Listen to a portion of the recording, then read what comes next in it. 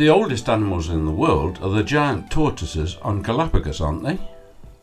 Admittedly, they can live up to 200 years or more, but the oldest living animal on the planet is found in the seas around Iceland, and is indeed named after Iceland, Arctica Islandia. It's the humble black clam, or Icelandic cyprine or quahog. These three old codgers are over 300 years old. The clam's way of life is quite unusual. It digs down into the seabed, particularly in the winter months, where it can stay hidden for months on end, up to 20 centimeters below the seabed. It seems to be able to stop breathing and exist in a state of suspended animation for days on end. There are other creatures that like grubbing about in the sand as well. Here we see a little amphipod digging its way. Here we see clams mating. The male ejects his sperm and the female her eggs.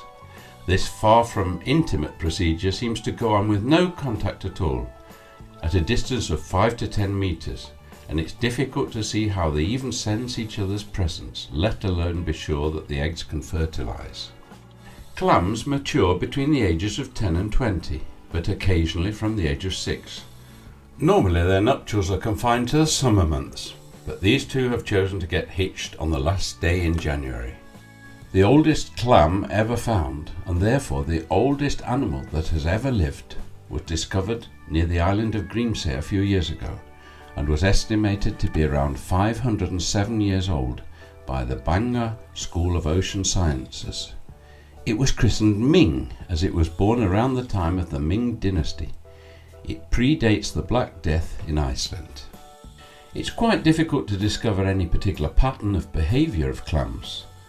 Scientists have monitored the behaviour of clams, for instance in Eyjafjörður, and it has come to light that clams can be found in the sediment at different depths in all seasons.